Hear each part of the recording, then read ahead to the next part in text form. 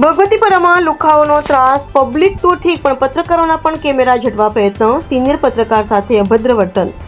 રાજકોટમાં લુખાઓનો ત્રાસ યથાવત, ભગવતીપરા વિસ્તારમાં પત્રકાર પર હિચકારો હુમલો. પોલીસ અને કાયદાનું જાણે અસ્તિત્વ ન હોય તે રીતે જાહેરમાં અપશબ્દો બોલતા હોય અને શેરીમાં ઝઘડો કરતા વ્યક્તિઓને પત્રકાર દ્વારા પોતાના મોબાઈલમાં વિડીયો ઉતારતા અમુક લુખા તત્વો દ્વારા મોબાઈલ બૂમ પડાવી લઈ ઘરમાં ઘૂસી જાનથી મારી નાખવાની ધમકી આપી. હવે જોવાનું એ રહ્યું કે Rajkot B division police station દ્વારા કેવી કાર્યવાહી કરવામાં આવશે. Reporter Sureshbhai Vadecha, NN news, Rajkot. Pareshbhai Muliya. શું આજે બનાવ બન્યો હતો? હું પરેશભાઈ મુલિયા, પ્રજાપતિ યુવાની તંત્રી છે. આજે અમારી સાથે એવો બનાવ બન્યો કે હું ઘરે સૂતો હતો અને બારે મોટેથી બાજવાનો અવાજ સંભળાણો મને અને અભદ્ર વર્તન થતું હતું કોઈ સાથે.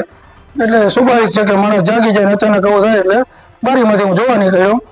બારીમાંથી જોતા મને એવું દેખાણું કે 15-20 લોકો મોટા અવાજે અંદર બાજતા હોય ગાળી ગલોચ કરતા હતા એમ. એટલે મને એમ થયું કે કોઈ મોટી વારદાત બને એ પહેલા આપણે 100 નંબરમાં ફોન કરીએ. એટલે મેં 100 નંબરમાં ફોન કરી દીધો અને એવું લાગ્યું કે બૈરાઓ અને નાના બાળકો છે એના ચહેરાઓ ડરી ગયેલા હતા અને કંઈક છરીની મેટર હતી, છરી લઈને નીકળો. એટલે હું ઉઠ્યો તો એટલે મને એમ થયું કે આવું બને એ પહેલા 100 નંબરમાં મેં ફોન કરી, પોલીસ બોલાવી અને એમને દેવા માટે કે ભાઈ શું પરિસ્થિતિ છે, કદાચ પરિસ્થિતિ વણશે તો મેં મારા મોબાઈલમાં એ ક્ષણને કેદ કરવા માટે મેં ચાલુ કર્યો મોબાઈલ અને એ મોબાઈલ ચાલુ કર્યો એટલે આ લોકોને એ ન ગમ્યું અને એને મારો મોબાઈલ ચટી લીધો. પછી મેં એમને મારા ઘરેથી બૂમ લઈને બતાવ્યું કે ભાઈ હું સામાન્ય રીતે નથી ઉતારતો, હું મીડિયા કર્મી છું અને મારી આ ફરજ છે, મારે મારા ઉપરી અધિકારીઓને, તંત્રીઓને બીજાને આપવાનું હોય એટલે હું ફરજના ભાગરૂપે કામ કરું છું. તો એ બૂમ બતાવો કે તે બૂમે ચટી લીધી અને મારી સાથે ગેરગલોચ કરી, ઝપાઝપી કરી, ઝપાઝપી કરી, હુમલો જ કર્યો કહેવાય. એ તો બરાબર છે. એટલે આપણે તો આવું સાથે ક્યારે બને અને હું એને શાંતિથી એને મેં કીધું ઓકે હું એક બાજુ જતો રહ્યો. પણ આ સમગ્ર દ્રશ્ય મારી દીકરી નાનકડી છે એને ડરી ગઈ હતી અને એને ખબર હોય કે આવું થાય તો પપ્પા વિડીયો ઉતારતા હોય તો એને એના મોબાઈલનો વિડીયો ચાલુ કર્યો. તો એનો વિડીયો જોઈ જતા એ લોકો અમારા ઘરની અંદર આવી અને મારા મિસિસનો મોબાઈલ ચટી લીધો અને મારો મોબાઈલ, મારી બોમને મારા મિસિસનો મોબાઈલ ચટી લીધો. પછી લોકોની સમજૂતીથી અને પોલીસ આવી મને એને બધું ત્યારે પાછું આપી દીધું હતું. પણ મારું કહેવાનું એ હતું કે હું તો તંત્રી છું, મારે ફિલ્ડમાં કામ નથી કરવાનું હતું અને જે લોકો ફિલ્ડમાં પત્રકારો કામ કરે છે એની ઉપર કેવી પરિસ્થિતિ થતી હશે અને આજુબાજુના જે લોકો ઓળખે છે એ હતા એટલે એ બધાએ કીધું ભાઈ પરેશભાઈ સીધા માણસ છે, તમે એને કાંઈ ના કહેતા.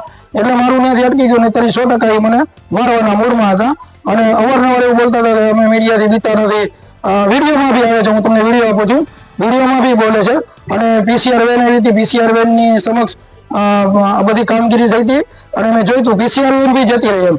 તો ભગવતીપુરા જે વિસ્તાર છે અવારનવાર આવા નાના મોટા એમાં ચમકતો હોય છે, કુખ્યાત છે, પ્રખ્યાત છે, બરોબર, કુખ્યાત છે. તો આવા ભગવતીપુરામાં સામાન્ય લોકોની સાથે શું થતું હશે એ બરાબર સમજી શકે એટલે વિડીયોના માધ્યમથી જોઈ શકતો. આપને શું માંગ છે? બસ અમારી એ જ માંગ છે કે જો તંત્રી દરજાના માણસો સાથે આવું વર્તન, આવું ભગવતીપુરામાં આવા લોકો તત્વો હાલી જતા હોય તો બીજા પત્રકારોની તો શું હાલત થતી હશે અને બીજા પત્રકારોની અને જાહેર જીવનની શું માંગ છે?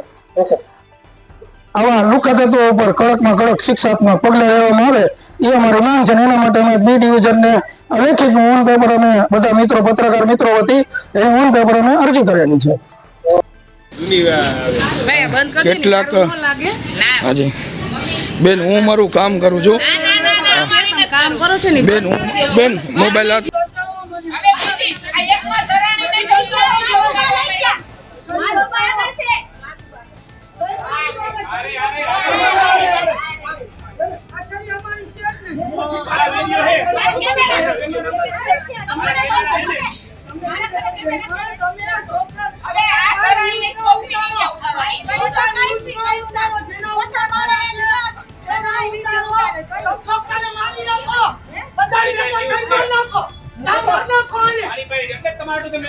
કેમ કે તમે વિડિયા કેમ ઉતારો છો? નહીં તમાર અમે વયા જાય પછી ઉતારજો. કેમ તમે એને જાવે માને ભેગી લઈને જાવી આવું બોલા દેની કે 15 વર્ષ પેલા મા બાપનો હક લાગે આપુડા કરે અહીંયા લખાવે અહીંયા જામીન કરાવે.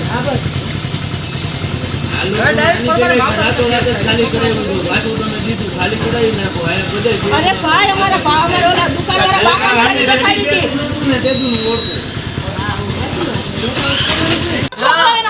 એનો વિડીયો ઉતારો તમે પહેલા જોવો તો ખરા બ્લર કરવો પડે મોઢું તમે ન્યૂઝ વાળા ડાયરેક્ટ તમે એનો વિડીયો ઉતારી વાયરલ કરી એમ કઈ થોડી રીત છે તમારી કે અહીંયા ઊભું રહેવાય રાઈતે પીપી ઉપાડે છે એના વિડિયો મુકાય. આ તો તે ઉગે ને કો સામે બાળકો વિડીયો ઉતારે ને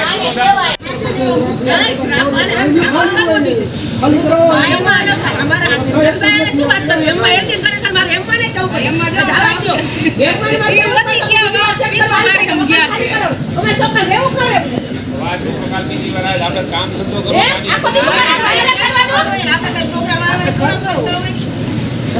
છોકરા રમવાના છે ત્રીજી શેરીમાં ગયા હોય તો મને કોઈ કહી શકે કે સાગરનો છોકરો ત્રીજી શેરીમાં રમતો તો હું તો મારે લઈ આવવો પડે. મારી શેરીમાં રમે ક્યાં રમે?